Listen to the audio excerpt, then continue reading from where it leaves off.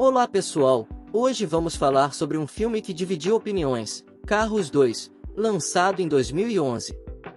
É importante mencionar que a minha opinião pessoal difere um pouco da maioria, pois eu realmente gostei do filme, e vamos explorar os motivos que levaram a essa reação controversa.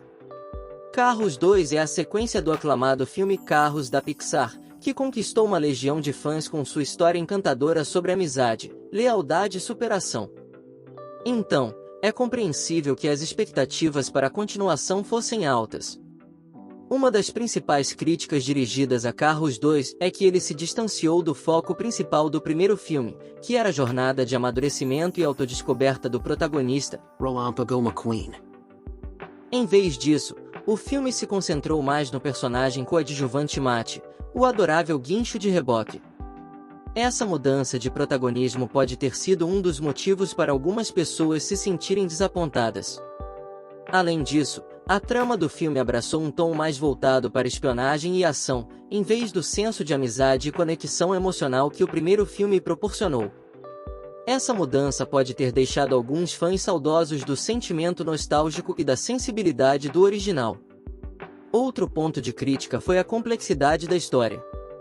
Carros 2 Complexidade da história em Carros 2 foi um dos pontos de crítica mais recorrentes em relação ao filme. Ao optar por uma trama mais elaborada, com elementos de espionagem e conspiração, a Pixar pareceu ter direcionado o enredo para um público mais maduro, o que pode ter gerado problemas para grande parte da audiência composta por crianças. Em contraste com o primeiro Carros, que tinha uma narrativa mais simples e direta, focada na jornada de Relâmpago McQueen. e suas lições de humildade, Carros 2 apresentou uma história com reviravoltas, mistérios e intrigas internacionais. Essa abordagem, embora possa ter sido apreciada por alguns espectadores adultos em busca de uma trama mais sofisticada, pode ter deixado muitas crianças perdidas e confusas.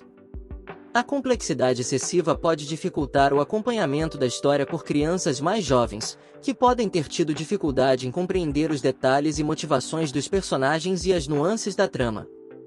Isso pode levar à frustração ou desinteresse por parte dos pequenos espectadores, que podem preferir uma história mais linear e fácil de acompanhar. Em filmes voltados para o público infantil, é essencial manter um equilíbrio entre a profundidade da narrativa e a clareza da mensagem.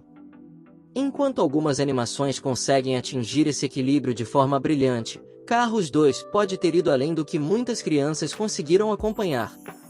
Vale ressaltar que a complexidade da história não é necessariamente um ponto negativo para todos os espectadores.